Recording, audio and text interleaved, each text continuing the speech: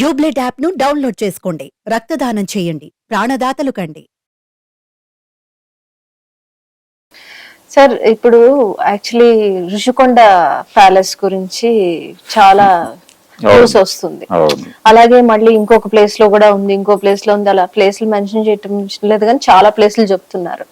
అది ఎంతవరకు అంటే లైక్ ఒకటి వచ్చిందని పుట్టుకొస్తున్నాయా, లేకపోతే నిజంగా ప్రతి చోట గవర్నమెంట్ ఫండ్స్ వాడేసి చేసుకున్నారా? అంటే గవర్నమెంట్ ఫండ్స్ వాడటం అంటే ఇది ఆయన పార్టీ కార్యాలయం కాదు ఋషికొండలో నిర్మించింది. సీఎం క్యాంప్ ఆఫీసు, దాంతో పాటు ఇంకో 4 బిల్డింగ్స్ కట్టారు అక్కడ. దానికోసం 500 కోట్ల వరకు ఖర్చు పెట్టారు అనేది ఒక లెక్క. రెండోది ఇంకొక విమర్శ ఏంటంటే ఇప్పుడు జగన్మోహన్ రెడ్డి మీద తెలుగుదేశం పార్టీ నాయకులు లోకేష్ తో సహా అందరూ చేస్తున్న విమర్శ, చాలా ప్రాంతాల్లో పార్టీ కార్యాలయాల నిర్మాణం కోసం స్థలాలు కేటాయించుకున్నారు, అలాగే నిర్మించారు కూడా. కొన్ని చోట్ల అక్రమంగా నిర్మాణాలు జరిపినటువంటి సందర్భం కూడా ఉంది. పర్టికులర్ గా వైజాగ్ లో వైఎస్ఆర్సీపీ కార్యాలయం చాలా వయలేషన్స్ ఉన్నాయి. దాని మీద ఆల్రెడీ నోటీసులు సర్వ్ అయినాయి. అలాగే తాడేపల్లిలో ఉన్నటువంటి వైఎస్ఆర్సీపీ కేంద్ర కార్యాలయంలో కూడా ఇబ్బంది ఉంది, అది కూడా వయలేషన్స్ ఉన్నాయి. దానిలో ఆ వైలేటెడ్ పార్ట్ ఆల్రెడీ కొంత పగలగొట్టే ప్రయత్నం జరిగింది, పగలగొట్టారు కూడా. దీంతో చాలా ప్రాంతాల్లో వీళ్ళు అక్రమంగా ఆక్రమించారు, పార్టీ ఆఫీసులు కట్టారు, ప్యాలెస్లు కట్టారు. ఇది వాళ్ళ మీద జరుగుతున్నటువంటి విమర్శ. అంటే ఈ ప్యాలెస్లు కట్టే కల్చర్ ఏమిటి అనేది ఒక ప్రశ్న లోకేష్ గారు సంధించాడు. కానీ నిజానికి తెలుగుదేశం పార్టీ కూడా చాలా ప్రాంతాల్లో కార్యాలయాలు కట్టుకుంది. అవి కూడా ప్యాలెస్ లెవెల్లోనే కట్టారు. ఈవెన్ ఇప్పుడు తాడేపల్లిలో తెలుగుదేశం పార్టీ కార్యాలయం కూడా అలాగే ఉంటుంది. అలాగే హైదరాబాద్ లో కూడా ఎన్టీఆర్ ట్రస్ట్ భవన్ మనం చూసాం. కాబట్టి పార్టీ కార్యాలయాలు కట్టుకోవటం అనేది వాళ్ళ పార్టీకి లేదు లేదు అంటే ఏ స్థాయిలో ఆ స్థాయిలో కట్టుకున్నారు. ఇప్పుడు ఇది ఋషికొండలో 7 టవర్స్ అంటున్నారు, 7 బిల్డింగ్స్. అందులో 3 పర్సనల్ గా 3 or 4 పర్సనల్ గా బెడ్రూమ్ సీఎం అవసరాల కోసం నిర్మించింది అది. 3 బిల్డింగ్లు. అంటే జగన్మోహన్ రెడ్డి ఒక్కడికే కాదు, ఎవరు సీఎం అయినా సీఎం క్యాంప్ ఆఫీస్ ఎవరు ప్రెసెంట్ హూఎవర్ ఇస్ ప్రస్తుతం సీఎం వాళ్ళ కోసం వాళ్ళే ఉంటారు. అంతకు మించి తన వ్యక్తిగతంగాను కాదు, పార్టీ పరంగాను కాదు. మరి ఎందుకు సార్ అంత ఇదిగా టార్గెట్ అవుతున్నా ఆయన ఒక ప్రెస్ మీట్ గాని ఏమీ పెట్టకుండా అది నిజమన్నట్టు చేస్తుంటే మరి అది మాకందరికి బికాజ్ ఎందుకంటే ఇంతకు ముందు తెలుగుదేశం గాని వేరే పార్టీ కార్యాలయాలు ఏవి ఇంత హైలైట్ అవ్వలేదు, మామూలు జనాలకి తెలియదు ఇలా ఉంటుందని. ఇది సంథింగ్ విచ్ ఇస్ ఆడ్ అనే అనుకుంటున్నాం సార్ మేమందరం. ఎందుకంటే అంత జనాల ఫండ్స్ యూజ్ చేసి 500 కోట్లు యూజ్ చేసి అందులో వాడిన ఫర్నిచర్ గాని ఏదైనా సరే ఇన్ఫ్రాస్ట్రక్చర్ అంతా ఉంటాయా మిగతా వాటిల్లో? అంత మీడియా కూడా అంత ఫోకస్ చేయలేదు మిగతా ఆఫీసుల్లోకి వెళ్ళి. సో ఎందుకు మరి ఇది ఈ ఫోకస్ ఎందుకు జరుగుతోంది అనే దానికి అంటే వైఎస్ రాజశేఖర్ రెడ్డి సీఎం అయ్యే వరకు వచ్చినటువంటి ముఖ్యమంత్రులు అందరూ కూడా అంటే వాళ్ళ ఇంట్లో ఉండేవాళ్ళు లేదా ఇంటి నుంచి వచ్చేవారు సెక్రటేరియట్ కి, సెక్రటేరియట్ నుంచే పరిపాలన జరిగేది. కానీ విచిత్రంగా కేసీఆర్ అలాగే జగన్మోహన్ రెడ్డి వీళ్ళిద్దరూ కూడా సెక్రటేరియట్ కి రావటం అనేది మానేశారు. ఈయన సెక్రటేరియట్ బద్దలు కొట్టి కొత్త సెక్రటేరియట్ కట్టుకున్నాడు కూడా కేసీఆర్. అయితే కొత్త సెక్రటేరియట్ లో ఆయన ప్రవేశించడానికంటే ముందే అంటే ఆయన సీరియస్ గా సెక్రటేరియట్ కి వచ్చి పరిపాలన ప్రారంభించాలి అనుకునే టైంకి ఆయన అధికారం పోయింది. అది ఒక విషాదం అనుకుంటే జగన్మోహన్ రెడ్డి కూడా ఏ రోజున సెక్రటేరియట్ కి రాలేదు. ఆయన ఇంటి నుంచే అంటే తాడేపల్లి ఇంటి నుంచే ఆయన పరిపాలన నడిచింది. రెండోది ఆయన ఎవరికి యాక్సెస్ కూడా ఇవ్వలేదు, ప్రజలని ఆయన కలవలేదు, అలాగే ఎమ్మెల్యేలకి ఆయన యాక్సెస్ ఇవ్వలేదు. ఎప్పుడు జిల్లా పార్టీ అధ్యక్షులు కూడా మాకొక్కసారి సీఎం చూపించరా అని చెప్పి వచ్చి పార్టీ సలహాదారుల్ని సజ్జల రామకృష్ణారెడ్డి లాంటి వాళ్ళని అడుక్కోవాల్సినటువంటి పరిస్థితి కల్పించారు. అంటే ఎవరిని కలవలేదు, వాళ్ళు ఒక ప్రత్యేకమైనటువంటి సెల్లో ఉండిపోయారు. అంటే ఒక కోటరీలో ఉండిపోయారు. ఇది ఒక విచిత్రం జగన్మోహన్ రెడ్డికి సంబంధించి. అయితే ఈ క్యాంప్ ఆఫీసు నిర్మాణం అనేది వైఎస్ రాజశేఖర రెడ్డి గారు మొదలుపెట్టాడు. హైదరాబాద్ లో సీఎం క్యాంప్ ఆఫీసు ఆయన నిర్మాణంలో, ఆయన నాయకత్వంలో జరిగిన నిర్మాణం అది. దాన్ని ఎక్స్పాండ్ చేస్తూ ప్రగతి భవన్ నిర్మాణం జరిగింది. కేసీఆర్ ఆయన ప్రగతి భవన్ కి పరిమితం అయిపోయాడు. అలా ఇప్పుడు జగన్మోహన్ రెడ్డి గారు అదే పద్ధతిలో వైజాగ్ లో ఒక క్యాంప్ కార్యాలయం నిర్మించాడు. ఇది ఎవరు సీఎం అయినా అక్కడ ఉండొచ్చు, అది ఆయన కోసం కాదు. ఆయన ఖర్చు పెట్టాడు, చాలా లావిష్ గా కట్టాడని గొడవ చేస్తున్నారు కానీ ఇది ఎవరైనా అనుభవించడానికి అనువుగా ఉన్నది మాత్రమే కాదు. రెండోది, ఎవరైనా విదేశాల నుంచి వైజాగ్ వస్తే, ఎవరైనా గెస్ట్లు వస్తే వాళ్ళు ఉండటానికి కూడా బాగుంటుంది అనే ఉద్దేశంతో మిగిలిన భవనాలు నిర్మాణం జరిగింది ఋషికొండ మీద. ఓకే, నేను మీ మాటకు అడ్డం వచ్చాను అనుకోవద్దు. ఋషికొండ అసలు ఫస్ట్ ఆఫ్ ఆల్ వైజాగ్ అంటేనే లొకేషన్ వైజ్, ఒక scenic wise it's a beautiful place. అవును. ఇప్పుడు మామూలుగా మిగతా I don't want to compare గానీ మిగతా స్టేట్స్ తో పోలిస్తే మనకున్న ఏరియాలో ఆంధ్రప్రదేశ్ లో ఉన్న మిగిలిన ప్రాంతాల కంటే వైజాగ్ లో లొకేషన్స్ హైదరాబాద్ కూడా, తెలంగాణ వైజ్ అన్ని చోట్ల వేరు. అక్కడ వెళ్ళి కొండ పైన మొత్తం ఇది చేసి హిస్టారికల్ గా ఏమన్నా కట్టారు అంత పెట్టి అంటే మామూలు మాలాంటోళ్ళకి ఉంటుంది. ఇప్పుడు అక్కడ అది టీవీలో చూపిస్తే ఆ బీచ్ వ్యూ గానీ లైక్ ఇంకా మిగతా అంతా నాలాంటి దానికి వెళ్ళి చూడాలనిపిస్తుంది. మాకుండదు, బికాస్ ఓన్లీ లీడర్స్ కే, which is like whoever ruling leaders కి ఉంటుంది. సో మామూలు ప్రజలు ధనం వాడి మామూలు ప్రజలకి అన్యాయం కిందే కదండి ఒక విధంగా. డెఫినెట్ గా అదొకటే కాదండి, అంటే ఇవి కట్టడంతో పాటు వాళ్ళు ప్రవేశపెట్టినటువంటి పథకాలకి కూడా వాళ్ళ పేర్లు పెట్టుకోవటం, వాళ్ళ బొమ్మలు పెట్టుకోవటం, అలాగే అంటే బడుగు బలహీన వర్గాలకు వారికి నిర్మించినటువంటి ఇళ్లకి వాళ్ళ పార్టీ రంగులు వేయటంతో సహా ఇదంతా కూడా ఒక యాక్టివిటీ నడిచింది. రాచరికం లాగా నడిచింది. ఈ పైత్యం ఎక్కడి దాకా వెళ్ళిందంటే మైలురాళ్ల మీద కూడా జగన్మోహన్ రెడ్డి ఫోటో వేసేదాకా వెళ్ళింది. ఏపీలో ఎక్కడా కూడా మైలురాళ్లు లేవు ఈ మధ్యకాలంలో. ఎందుకు లేవు అంటే ఈ క్రైసిస్, ఆ బొమ్మ వెయ్యాలా వద్దా అనేటువంటి ఒక ఆలోచనతో అలా ఆగిపోయింది అది. అందుకని మీకు చాలా ప్రాంతాల్లో మైలురాళ్లు కనిపించవు. ఇది ప్రతి చోట అంటే పిల్లల టెక్స్ట్ బుక్స్, అలాగే వాళ్ళ నోట్ బుక్స్, గవర్నమెంట్ పంపిణీ చేసేటువంటి నోట్ బుక్స్ మీద కూడా సీఎం గారి ఫోటో. ఈ రోజు పార్టీ స్థితికి, వైఎస్ఆర్సీపీ పార్టీ స్థితికి వచ్చింది అంటే one of the reason land act. ఆ ల్యాండ్ టైటిలింగ్ యాక్ట్ దాని మీద కూడా ఫోటో, అది అలా అలా పెరిగిపోయి అక్కడికి వెళ్ళిపోయింది. అంటే ల్యాండ్ టైటిలింగ్ యాక్ట్ లో అలా వేయాలని లేదండి, ఫోటో ఉంటుంది కదా. లేదు, నో. ల్యాండ్ టైటిలింగ్ యాక్ట్ అనేది రాష్ట్ర ప్రభుత్వ నిర్ణయం కాదు, అది సెంట్రల్ గవర్నమెంట్ ప్రోగ్రామ్. అది జరగలేదు కానీ ఈయన ఒక్కళ్ళే ఎందుకు హైలైట్ అయ్యారు అంటే ఈ రీజన్స్ వల్ల అని నేను అనుకుంటున్నాను. అంటే పాస్ పుస్తకాల మీద సీఎం గారి ఫోటో, ఇష్యూ చేసేటువంటి కొత్త పాస్ పుస్తకాల మీద సీఎం గారి ఫోటో వేయటం అనేది జరిగింది. ఇది చూపించి అవతల వాళ్ళు ప్రచారం చాలా విస్తృతంగా చేశారు. సో ప్రాపర్టీ డాక్యుమెంట్స్ మీద సీఎం గారి ఫోటో, అదే వాట్ ఎవర్. అవును, అదే ప్రాపర్టీ డాక్యుమెంట్. ఇప్పుడు పట్టాదారు పాస్ పుస్తకం అంటే అది అదే కదా వాళ్ళకు ఉండేటువంటి డాక్యుమెంట్. దాని మీద సీఎం ఫోటో వేయటం వలన ఒక కాంట్రవర్సీ మొదలైంది. దానికి ప్రాపర్ గా సమాధానం చెప్పుకోలేదు వాళ్ళు. వైఎస్ఆర్సీపీ నుంచి జరుగుతున్నటువంటి పొరపాట్లు ఏంటంటే, ఇప్పుడు ఇందాక మీరు అన్నట్టుగా ఈ జరుగుతున్నటువంటి ప్రచారం మీద జగన్మోహన్ రెడ్డి ఒక ప్రెస్ మీట్ పెట్టి మాట్లాడొచ్చు కదా అన్నారు కదా. ఆయన మధ్యలో 3 సార్లు మాట్లాడాడు, ప్రెస్ తో మాట్లాడలేదు. కానీ ఇంకొక ఘనత ఏంటంటే ఆయనకి, ఆయన పరిపాలించినటువంటి 5 ఏళ్లలో ఏ ఒక్క రోజు ఆయన ప్రెస్ మీట్ పెట్టలే. అవును, ఇంతకు ముందు ఏ ముఖ్యమంత్రి అలా ప్రెస్ మీట్ పెట్టకుండా లేడు. వారి తండ్రి గారు జగన్మోహన్ రెడ్డి గారి తండ్రి గారు రాజశేఖర రెడ్డి గారు తరచూ ప్రెస్ మీద కూర్చోవాడు. అసెంబ్లీలో నుంచి బయటకు రాగానే ఆయన లోగోల ముందు నిలబడి మాట్లాడేవాడు. ఆ పరిస్థితి ఈయనకు లేదు.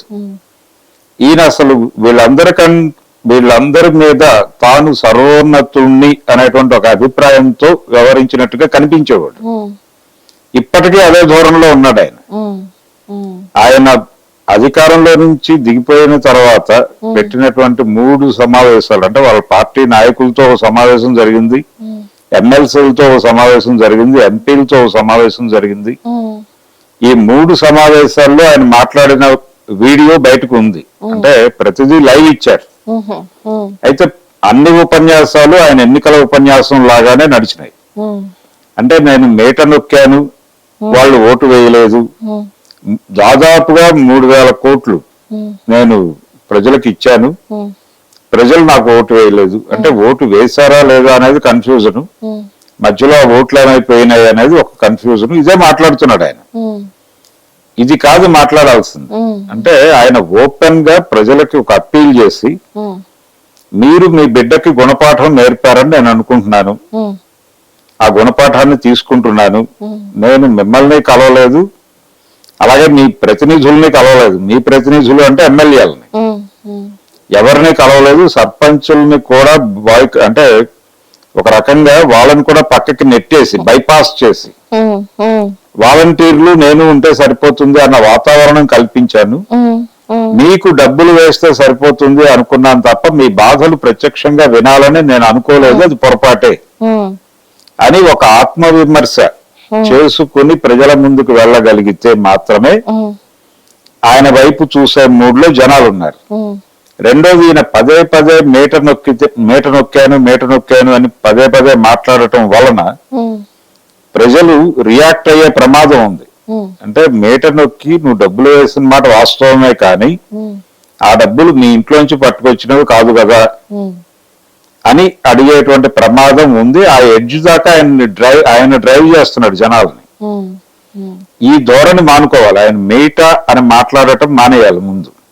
ఎందుకు సార్ సామాన్యులు మనకే తెలుస్తున్నప్పుడు ఆయనకి ఎందుకు తెలియట్లేదు? పక్కనంత మంచి ఆఫీసర్స్ ఉంటారు. ఇప్పుడు పవన్ కళ్యాణ్ గారు, ఆయన పేరేంటి, ఒక కొత్త ఐఏఎస్ ని తెచ్చుకుంటున్నారు. బికాస్ ఆఫ్ వాళ్ళ డైరెక్షన్ లోనే కదా రూలింగ్ గానీ ఏదైనా ఎవరికి ఎక్స్పీరియన్స్ ఉంటుంది. అలా ఈయనకి ఎందుకు తెలియలేదు? ఈయన పక్కన ఎవరైనా అంటే రూల్ గైడ్ చేసే వాళ్ళు అంటే సలహాదారులు ఉన్నారు. ఈ సలహాదారుల సలహాలు వినే అలా తయారయ్యాడు అనేది ఒక అభిప్రాయం. రెండోది, ఆయన పర్సనల్ గా ఆయన తండ్రి గారు సీఎం గా ఉండగా కూడా ఆయన చూశాడు ప్రత్యక్షంగా. చూసి ఇలా ఉండకూడదు అని ఆయన అనుకున్నాడు. అనుకుని తనకంటూ ఒక మోడల్ డిజైన్ చేసుకున్నాడు ఆయన. నేను సీఎం అయితే ఇలా ఉండాలి. ఆ మోడల్, ఆయన అనుకున్నటువంటి మోడల్ దెబ్బతింది అనేది ఇప్పుడు అర్థం కావాలి ఆయన. కనీసం ఈ డిజాస్టర్ తర్వాత అర్థమయ్యి ఆయన మారినటువంటి సిగ్నల్ ఒకటి జనాలకు ఇవ్వాలి. ఆ సిగ్నల్ ఇవ్వట్లేదు ఈ రోజు వరకు. ఆయన నేను డబ్బులు ఇచ్చాను, వాళ్ళు ఓట్లు వేయలేదు అనే మాటే మాట్లాడుతున్నాడు ఇప్పటికీ. అవును, అంటే ఇప్పుడు కూడా కొన్ని ఓట్లు ట్యాంపరింగ్ వాటి గురించి ఇంకా బ్యాలెట్ అది అంటే ఈవీఎం ట్యాంపరింగ్ జరిగింది అనేటువంటిది ఒక ఎలిగేషన్ చేశాడు ఆయన. అందులో కొంత వాస్తవం ఉంటే ఉండొచ్చు గాక, కానీ ఈయన స్వయంకృతాపరాధం అనేది మేజర్ రోల్ ప్లే చేసింది. ఈయన ఎవరికి యాక్సెస్ ఇవ్వకపోవడం, ఎవరిని కలవకపోవడం, ఎవరు ఆయన్ని కలవడానికి ట్రై చేసినా గానీ సజ్జల రామకృష్ణారెడ్డి వరకే జరగలిగారు గాని ఆ ముందుకు వెళ్లే పరిస్థితి లేదు. చివరి రోజుల్లో ధనంజయ రెడ్డి సెంటర్ అయిపోయాడు. ఆయన దాకా వెళ్లేది విషయం. ఆయన్ని దాటి జగన్మోహన్ రెడ్డి దగ్గరికి వెళ్తోందో లేదో తెలియదు ఎవరికి. ఏ బాధితుడు, ఈవెన్ మంత్రులు కూడా వాళ్ళు ఏ నిర్ణయం తీసుకోవాలన్నా నిర్ణయం తాము తీసుకుంటే సీఎం ఎలా రియాక్ట్ అవుతాడో తెలియదు. రియాక్ట్ అవ్వటానికి సీఎం గారు గైడెన్స్ ఇస్తాడేమో అనుకుంటే ఆయన కలవడు. అదే మీరు ఇందాక అన్నట్టు ఎవరిని కలవలేదు, సగం ఎవరికి యాక్సెస్ లేదు, ఎవరికి యాక్సెస్ లేదు. ఇది ఒక రకమైన అంటే శత్రు దుర్భేద్యమైనటువంటి ఒక కోటలో ఆయన కూర్చున్నాడు. దీంతో ఎవరితోనూ ఆయన ఆయనకి కాన్ఫిడెన్స్ అండి. అంటే last time 151 seats record break చేశారు. ఆ కాన్ఫిడెన్స్ ఏమన్నా ఇలా డ్రైవ్ చేసిందా? ఆయన గెలిచిన మరుక్షణం ఆయన ఇమ్మీడియట్ గా ఆయన నిర్ణయం 2019లో గెలవగానే 2024లో కూడా తిరిగి గెలవాలి అని అనుకున్నాడు ఆయన. అనుకుని దానికి ఆయన ఎంచుకున్న మార్గం ఏంటంటే ప్రతిపక్షాన్ని నిర్వీర్యం చేయగలిగితే పని అయిపోతుంది అనుకున్నాడు. అదే ఇంకా మామూలు జనాల్ని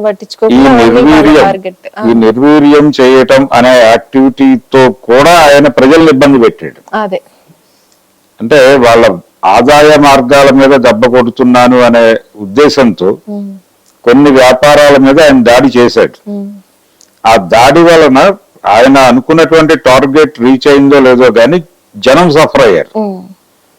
ఇది కూడా బ్యాడ్ గా మారింది వాళ్ళకి, అది ఇబ్బంది పెట్టింది సీరియస్ గానే. అవునండి, రూలింగ్ లోకి వచ్చిన దగ్గర నుంచి ఇదేదో టార్గెట్ చేసుకుంటున్నట్టు ఒకళ్ళనొకళ్ళు అనిపించింది కానీ మాకు మామూలు జనాల కింద ఏది వైజాగ్ అవుతుందేమో అనుకున్నాం, డెవలప్మెంట్ ఆంధ్ర విజయవాడ అవుతుందేమో అనుకున్నాం. ఏది అంటే లైక్ వాళ్ళు చేయలేదా ఏం చేయలేకపోయారా అనేవి పక్కన పెడితే మామూలు జనాలు మేమందరం లాస్ అయ్యాం. అంటే రెండోది ఈ క్యాపిటల్ కి సంబంధించిన వ్యవహారం. రాజధాని కూడా ఆయన అమరావతి మీద డబ్బులు పెట్టదలుచుకోలేదు.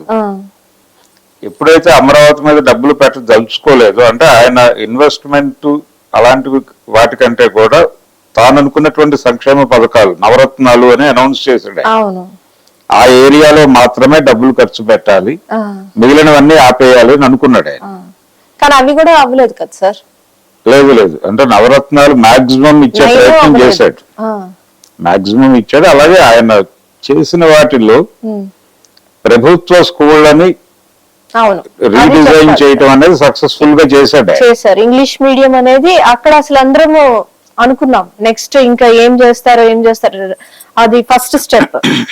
ఇంకా ఎక్స్పెక్టేషన్స్ పెరిగాయి, బట్ నెక్స్ట్ మినిట్ ఇంకా టార్గెటింగ్ అయిపోయింది కానీ ఇంకా తర్వాత ఏమి అంటే చేయాల్సినవి చేశాడు ఆయన. అంటే ఆయన చేయదలుచుకున్న సంక్షేమ పథకాలు డబ్బులు వేయటము అకౌంట్లో అవన్నీ చేశాడు. అవి చెయ్యలేదు అని ఎవరు అంటం లేదు, కానీ అవి మాత్రమే చాలదు. దానికి మించి రెగ్యులర్ గా వాళ్ళ ఇబ్బందులు ఏమిటనేది నేరుగా తను కనుక్కోవాలి, వాళ్ళ ఇబ్బందులకు తాను సమాధానం చెప్పాలి. అసలు వినే పరిస్థితే లేదు, అక్కడ అరణ్య రోదన అవుతోంది అనే అభిప్రాయం వాళ్ళకి కలగకూడదు. అంటే సీఎం దృష్టికి ఇప్పుడు రాజశేఖర రెడ్డి గారు ఆయన క్యాంప్ ఆఫీస్ లో రోజు ప్రజలను కలిసేవాడు. పొద్దున్నే అదే ప్రోగ్రాం ప్రజా దర్బార్ అని ఉండేది. ఎవరైనా ఏ ఊరు నుంచి వచ్చిన వాళ్ళైనా అక్కడ నిలబడి ఆయనకి కాగితం ఇచ్చి విషయం చెప్పి ఆయన నుంచి ఒక సమాధానం విని వెళ్ళేవాళ్ళు. ఇది పెద్ద ఎన్టీఆర్ గారి దగ్గర నుంచి మొదలైంది కదా సార్. అవును, ఆయన దగ్గర జరిగింది. అంతకు ముందు కూడా ఉంది. ఇవి నరసింహారావు గారు వీళ్ళందరూ జనాల్ని కలిసిన వాళ్లే. కలవకుండా ఉన్నది వీళ్ళిద్దరే, పర్టికులర్ గా జగన్మోహన్ రెడ్డి అలాగే కేసీఆర్ కూడా. కేసీఆర్ ఉద్యమం నుంచి వచ్చినటువంటి ముఖ్యమంత్రి, ఆయన కూడా జనాల్ని కలవలేదు, లీడర్స్ కూడా కలవలేదని వచ్చింది కదా, ఎవరిని కలవలేదు, ఎవరికి యాక్సెస్ అవ్వలేదు. దాన్ని యాజ్ ఇట్ ఈజ్ గా ఇంప్లిమెంట్ చేశాడు ఆయన. అంటే తను ఒక రకంగా నమూనాగా స్వీకరించాడు కేసీఆర్ ని జగన్మోహన్ రెడ్డి. స్వీకరించి ఆయన కూడా జనం నుంచే వచ్చాడు. అంటే పాదయాత్ర ద్వారా ప్రజలలో ఒక నమ్మకాన్ని నింపి ఇతను రెగ్యులర్ గా జనంతో ఉన్నాడు కాబట్టి ఇతన్ని గనక మనం అధికారంలోకి పంపిస్తే మన తరఫున నిలబడతాడు అని వాళ్ళు అనుకున్నారు. అనుకుని ఒక్క ఛాన్స్ అన్నాడు ఈయన. ఈ ఒక్క ఛాన్స్ ఇచ్చి చూద్దాము అనే ఉద్దేశంతో ఇచ్చారు. చాలా ఇదిగా ఇచ్చారు కదా సార్, రికార్డ్ బ్రేక్ కదా. 151 స్థానాల్లో గెలిచాడు ఆయన. నిజానికి ఆ ఎన్నికల్లో రెఫరెండం గా, క్యాపిటల్ రెఫరెండం గా చంద్రబాబు వెళ్ళాడు. అంటే వైఎస్ఆర్సీపీ గెలిస్తే అమరావతి ఉండదు, అమరావతి కావాలనుకుంటే టీడీపీ కోటేయండి అని మాట్లాడాడు. ఇండైరెక్ట్ గా కాదు, డైరెక్ట్ గానే చెప్పాడు, రెఫరెండం గానే చెప్పాడు. విచిత్రంగా అమరావతి రీజియన్ లో కూడా తెలుగుదేశం ఘోరంగా ఓడిపోయింది. అప్పుడు ఓడిపోయి వైఎస్ఆర్సీపీ విపరీతంగా గెలిచింది. అధికారంలోకి వచ్చిన తర్వాత ఆ అధికారాన్ని ఎలా వాడాలి అనే విషయంలో వచ్చినటువంటి కన్ఫ్యూజన్, అంటే ఏం చేయదలుచుకున్నా, అంటే ఒక 100 విమర్శలు వచ్చిన తర్వాత ఇవన్నీ తప్పు, మేము ప్రజలకు అనుకూలమైన పాలన ఇస్తున్నాము అని అప్పుడు చెప్పటం. వీటి వెనకాల ఉన్న అంటే అండర్ కరెంట్ లో మేము చేసిన విషయాలు ఇవి, మేము ఇందుకోసం చేసామని అది అయిపోయిన తర్వాత దాని మీద విమర్శలు వచ్చిన తర్వాత మాట్లాడడం చేశారు తప్ప ఇమ్మీడియట్ గా ఏమిటి అనేది ప్రజలతో రెగ్యులర్ ఇంటరాక్షన్ లేదు. అది ప్రధానమైన లోపం. ఈ గ్యాప్ ఏదైతే ఉందో అంటే ప్రజలకి ప్రభుత్వానికి మధ్య ఏర్పడినటువంటి గ్యాప్ లో ప్రతిపక్షాలు జొరబడి వాళ్ళ ప్రచారం వాళ్ళు చేసేసుకున్నారు. ఎవరి గేమ్ వాళ్ళదే. దీన్ని హ్యాండిల్ చేయటం చేతకాలేదు. పైగా తక్కువ అంచనా వేశాడు ఆయన. దీన్ని జనం నమ్మరు, నేను డబ్బులు వేస్తున్నాను వాళ్ళు ఓటేస్తారు, ఈ మేరకు ఓట్ బ్యాంక్ నేను సెటరైట్ చేసుకున్నాను అంటే నా ఓట్లను నేను ఒక సూట్ కేసులో పెట్టుకున్నాను, దానికి వాలంటీర్ వ్యవస్థ అనేటువంటి ఒక తాళం కూడా పెట్టాను, సో ఇది చెక్కు చెదరదు, ఇది గ్యారంటీగా నాదే అని ఒక నమ్మకానికి గురయ్యాడు. తీరా ఆయన తాళం విప్పితే లోపల ఏమీ లేదు. అది అర్థమయ్యే టైంకి అయిపోయింది. అందుకని ఇప్పటికైనా ఆయన మారాలి. ఇప్పటికైనా ఆయన మారి ఆత్మవిమర్శ చేసుకోగలిగితే జనం ముందుకు వెళ్ళి ఆయన గురించి పట్టించుకుంటారు వచ్చే ఎన్నికల్లో కనీసం. అది జరగకపోతే ఆయన ఇప్పుడు పరామర్శ యాత్రకు వెళ్తానంటున్నాడు. మొన్న జరిగిన దాడుల్లో గాయపడినటువంటి వాళ్ళని పరామర్శించడానికి జనంలోకి వెళ్తాను, నేను జనంలోనే ఉంటాను అంటున్నాడు. అసెంబ్లీకి వెళ్తాడా లేదా అనేది కూడా వేరే గొడవ. అవును, ప్రతిపక్షమే లేదంటున్నారు కదా. ప్రతిపక్ష హోదా లేదు. అదే 18 సీట్లు కనీసం గెలవాలి ఆయన. అసెంబ్లీలో 18 పైన గెలిస్తేనే కానీ ప్రతిపక్ష హోదా రాదు ఆయనకి. ఇప్పుడు లేదు, సాధారణ ఎమ్మెల్యేనే ఆయన. ఇప్పుడు ఎన్నికైనటువంటి ఎమ్మెల్యేల్లో కూడా కొంతమంది అంటే పార్టీ మారే అవకాశం ఉంది అని వినిపిస్తోంది. టీడీపీలోకి పెడతారా, జనసేనలోకి పెడతారా, బీజేపీలోకి పెడతారా అనేది వేరే గొడవ. ఈ నెంబర్ తగ్గేటువంటి ప్రమాదం అయితే ఉంది అని వినిపిస్తోంది. కాబట్టి ఆయన కానీ ప్రతి సెషన్ లోనూ కనీసం 1 రోజు 2 రోజులు హాజరు కావాలి. అది అవుతాడు ఆయన. అంటే వస్తాడు, ఏదో ఒక ఇష్యూ రైజ్ అవుతుంది, ఆయన వాకౌట్ చేసి వెళ్ళిపోతాడు. జనంలో ఉంటాను, జనంతోనే ఉంటాను అని మాట్లాడుతున్నాడు. ఓకే, బానే ఉంది. కానీ జనం తనని యాక్సెప్ట్ చేయాలంటే ఈ 5 ఏళ్ల పాలనలో తాను చేసినటువంటి తప్పులు ఒప్పులు చెప్తున్నాడు. ఓకే, నేను డబ్బులు వేసాను, మీకు ఇది చేశాను, పరామర్శించుకోవాలంటున్నారు. ఏదైనా ఆయన ఆత్మవిమర్శ ఉండాలి. అది సెల్ఫ్ క్రిటిసిజం అనేది ఉండాలి. ఎంతసేపు క్రిటిసిజం మాత్రమే చేస్తున్నాడు ఆయన. అట్లాగే తను చేసిన గొప్ప పనుల గురించి చెప్పుకుంటున్నాడు. అవి ఆపేయాలి ఇమ్మీడియట్ గా. ఆపి ఆత్మవిమర్శ చేసుకుంటూ ప్రజల్లోకి వెళ్ళగలిగితే ప్రజల హృదయాలు గెలవగలుగుతాడు ఆయన. అది లేకపోతే జనం ఆయన్ని వచ్చే ఎన్నికల్లో కూడా అవకాశం తక్కువే. అది జరగాలి. అదేలేండి సార్. ఇది సిబిఎన్ గారు, చంద్రబాబు నాయుడు గారు 4th టైం సీఎం. ఆల్రెడీ ఆయనకి 2020 విజన్ అని రకరకాల ఇది ఉంది, చేశారు చాలా మంది, చాలా.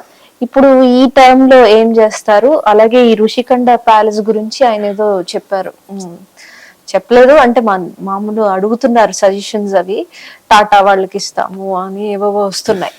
దాని గురించి ఉన్న ఐడియా? వైజాగ్ క్యాపిటల్ అనేది ప్రస్తుతానికి పక్కకి వెళ్ళిపోయింది కాబట్టి ఆ భవంతుల్ని ఎలా వినియోగించాలి అనే దానికి సంబంధించి ఆయన ప్రోగ్రామ్ ఆయన ఏదో డిజైన్ చేసుకుంటున్నాడు.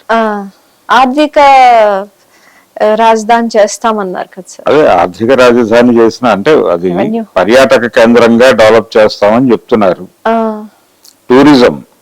టూరిజం ప్రమోట్ చేస్తాము వైజాగ్ లో అని చెప్తున్నారు. ఏది చేసినా ఆ భవనాలను ఏదో రకంగా ప్రభుత్వం వాడుతుంది. దానికంటే ముందు ఆయన అంటే మొదటి నుంచి చంద్రబాబు నాయుడు గెలవటానికంటే ముందు నుంచే అంటే 2014 కంటే ముందే ఒక మాట అన్నాడు ఆయన. మొత్తం అభివృద్ధి అంతా తీసుకొచ్చి హైదరాబాద్ లో కుప్పపోసాము, దీని వలన చాలా ఇబ్బందులు జరుగుతున్నాయి. ఇప్పుడు కొత్త రాష్ట్రానికి క్యాపిటల్ లేకపోవటం అనేది అంటే హైదరాబాద్ లాంటి సెంటర్ లేకపోవటం వలన ఇక్కడ ఆదాయం ప్రధానమైనటువంటి ఆదాయ వనరు హైదరాబాద్. ఈ ఆదాయ వనరు తెలంగాణకు వెళ్ళిపోవటం వలన మనం చాలా ఇబ్బంది ఎదుర్కొంటాం కొత్త రాష్ట్రంగా అనేది అనిపిస్తోంది. ఇలా కాకుండా అభివృద్ధి అంతా ఒక చోటే మోసపోయకుండా 3-4 రీజియన్స్ లో ఒక యాక్టివిటీ ఉండాలి. అంటే ఫైనాన్షియల్ యాక్టివిటీ 3-4 రీజియన్స్ లో జరుగుతూ ఉండాలి. అనేది ఆయన మాట్లాడేవాడు. తీరా ఆయన అధికారంలోకి వచ్చిన తర్వాత 2014లో అమరావతి అనేది అనౌన్స్మెంట్ వచ్చిన దగ్గర నుంచి అమరావతిలోనే అంటే హైదరాబాద్ తరహా ఒక నగరాన్ని నిర్మించే ప్రయత్నం మొదలైంది. ఇది కొంత జనాల్లో వ్యతిరేకత తీసుకొచ్చింది. ఆయన అమరావతి నినాదం మీద మిగిలిన రీజియన్స్ లో ఒక నిరాదరణ రావడానికి కారణం ఈయన మొత్తం కేంద్రీకరణ అక్కడ పెడుతున్నాడు అని.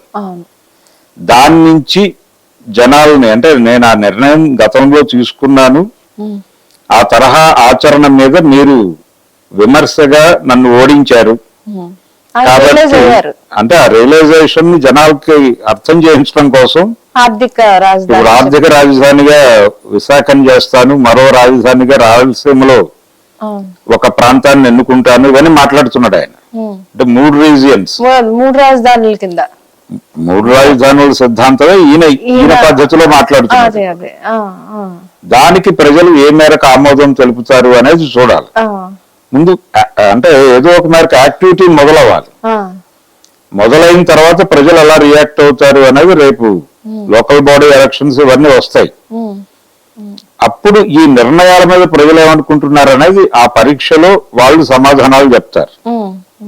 అప్పటి వరకు ఈయన చేస్తూ వెళ్ళటం అంటే ఈ కక్ష సాధింపు చర్యలు అనే ముద్ర పడుతున్నది ఆపేయాలి ఇమ్మీడియట్ గా. అంటే కార్యాలయాల మీద దాడులు చేయటము ఇవన్నీ అంటే సెక్యూరిటీ పోస్టులే పగలగొడుతున్నారు ప్రధానంగా. ఇప్పుడు సీఎం ఇంటి దగ్గర కూడా సెక్యూరిటీ పోస్టులు పగలగొట్టారు. అలాగే హైదరాబాద్ లో ఉన్నటువంటి ఆయన ఇంటి దగ్గర కూడా సెక్యూరిటీ పోస్టులు పగలగొట్టింది తెలంగాణ ప్రభుత్వం, జగన్మోహన్ రెడ్డి ఇంటి దగ్గర. ఇక్కడ కూడా జరిగింది లోటస్ పాండ్ లో కూడా. లోటస్ పాండ్ లో కాంగ్రెస్ పార్టీ నాయకురాలు షర్మిల గారు ఉన్నారు జగన్మోహన్ రెడ్డి ఇక్కడి నుంచి వెళ్లిపోయిన తర్వాత. అయినప్పటికీ కాంగ్రెస్ ప్రభుత్వమే ఆ సెక్యూరిటీ పోస్టులు పగలగొట్టింది, రేవంత్ రెడ్డి గారి ప్రభుత్వం. ఏపీలో కూడా అదే జరిగింది. తాడేపల్లి ప్యాలెస్ అని వీళ్ళు పిలిచేటువంటి జగన్మోహన్ రెడ్డి గారి ఇంటి ముందు ఉన్నటువంటి సెక్యూరిటీ పోస్టులు పగలగొట్టారు. అలాగే కొంత వైలేషన్స్ ఉన్నాయి అనే ఉద్దేశంతో పార్టీ కార్యాలయంలో కొంత భాగాన్ని పగలగొట్టారు. కేంద్ర కార్యాలయ నిర్మాణం జరుపుతున్నటువంటి ఏరియాలో కొన్ని కన్స్ట్రక్షన్స్ పగలగొట్టారు. వైజాగ్ లో నోటీస్ అంటించారు, వైజాగ్ పార్టీ ఆఫీస్ కి నోటీస్ అంటించారు. అంటే వీళ్ళు మొదట అప్లై చేయటమే, అనుమతి కోసం అప్లై చేయటమే, ఎక్కడ అప్లై చేయాలో అక్కడ చేయలే, వేరే చోట ఎక్కడో చేశారు. తర్వాత అది తప్పు అన్నారు. వీళ్ళు మళ్ళీ ప్రాపర్ గా వచ్చి అప్లై చేసి దానికి కొంత అమౌంట్ కట్టారు. ఓ 20 lakhs వరకు వీళ్ళు పే చేశారు. అందువలన వైజాగ్ లో పగలగొట్టడం లాంటి పని చేయకుండా జస్ట్ నోటీసులు అందించారు. అంటే ఈ 5 ఏళ్ల పాలనలో కనీసం ఆ పనులు కూడా చేసుకోలేదు జగన్మోహన్ రెడ్డి అనేది వాళ్ళ పార్టీ వాళ్ళు మాట్లాడుతున్నారు. ఇప్పుడు విత్ ఇన్ పార్టీ కూడా డిస్కషన్ నడుస్తోంది. రెండోది గుడివాడ అమర్నాథ్ లాంటి వాడు ఈ వ్యవహారాల మీద ఒక కామెంట్ చేశాడు ఆయన ఒక ప్రెస్ మీట్ లో. అంటే ఆ రోజున మేము పగలగొట్టాం, ఇప్పుడు వాళ్ళు పగలగొడుతున్నారు అన్నాడు ఆయన. అది కరెక్టే, అది జగన్మోహన్ రెడ్డి మాట్లాడాలి. మేము చేశాం, ఇప్పుడు వాళ్ళు చేస్తున్నారు అని కనుక ఆయన అనగలిగితే దాని ఇంపాక్ట్ బలంగా ఉంటుంది. అలాగే సార్ మామూలు జనాలకి ఇప్పుడు జగన్ గారు రూల్లోకి వచ్చిన వెంటనే ఆయన స్టార్ట్ చేశారు టార్గెటింగ్, ప్రజావేదిక ఇప్పుడు వీళ్ళు వచ్చారు. వీళ్ళు నాకు తెలిసి చంద్రబాబు నాయుడు గారు, పవన్ కళ్యాణ్ గారు అన్నారు మేము కక్ష సాధింపులు చర్య పరంగా పోము, డెవలప్మెంట్ కోసం చూస్తాము అని అన్నారు. సో మేమందరం అదే వెయిట్ చేస్తున్నాము. ఇది ఇలా పక్కన పెడితే సార్, అంటే లైక్ ఇప్పుడు యాక్చువల్లీ పార్టీ కార్యాలయం ఎవరి పార్టీ వాళ్ళది, 3 పార్టీలు పుట్టుకొస్తాయి. ఆ కార్యాలయం కట్టే ప్లేస్ ఎవరిది సార్? అంటే వాళ్ళ ఓనా, గవర్నమెంట్ దా? ప్రభుత్వ స్థలమే కేటాయిస్తారు. సో కేఏ పాల్ గారు కూడా పార్టీ కార్యాలయం ప్రభుత్వందేనా, ప్రభుత్వం కేటాయించిందేనా? ఆయన అడిగితే కేటాయిస్తారు. ఇప్పుడు తెలుగుదేశం పార్టీ ప్రారంభంలో ఒక అద్దె భవనంలో కార్యాలయం నడిచింది హిమాయత్ నగర్ లో. తెలుగు విజయం అనే పేరుతో పార్టీ ఆఫీస్ ఉండేది. తర్వాత ప్రభుత్వం కేటాయించింది. ఆ కేటాయించిన స్థలంలో ఎన్టీఆర్ ట్రస్ట్ భవన్ నిర్మాణం జరిగింది.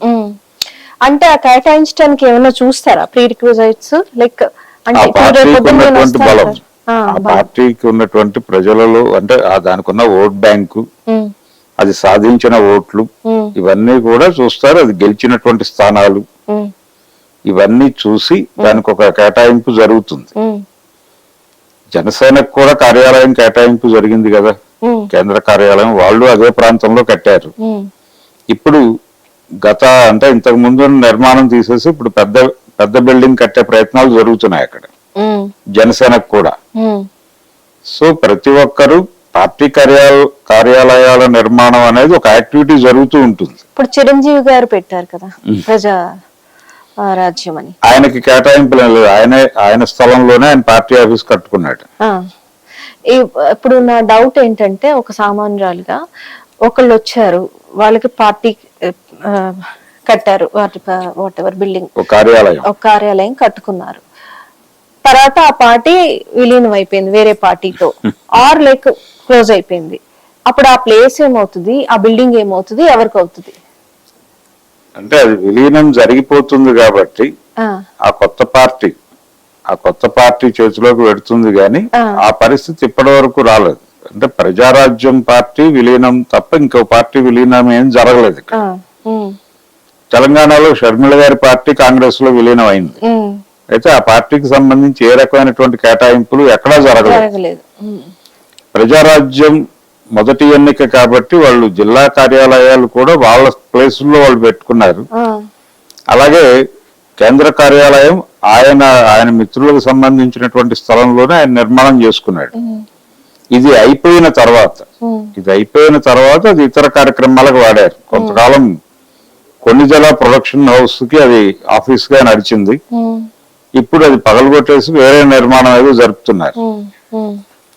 కేవలం పర్సనల్ అది. ఎన్టీఆర్ ఉన్నంతసేపు కూడా తెలుగు విజయం ఆఫీసు వాళ్ళు రెంటెడ్ హౌస్ లోనే నడిపారు. ఆ టైంలో కేటాయింపు జరిగింది. ఈ ఇప్పుడున్నటువంటి ఎన్టీఆర్ ట్రస్ట్ కాంగ్రెస్ పార్టీకి అది ఎవరో ఇచ్చినటువంటి స్థలం, డొనేట్ చేసినటువంటి స్థలంలో గాంధీ భవన్ నడుస్తోంది. అలాగే విజయవాడలో ఆంధ్రరత్న భవన్ కూడా అదే పరిస్థితి, డొనేట్ చేసినటువంటి స్థలమే అది. కొన్ని చోట్ల ప్రభుత్వం కేటాయించిన స్థలాలు కూడా ఉన్నాయి.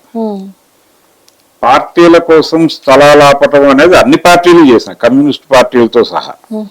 యూబ్లెట్ యాప్ ను డౌన్లోడ్ చేసుకోండి, రక్తదానం చేయండి, ప్రాణదాతలు కండి.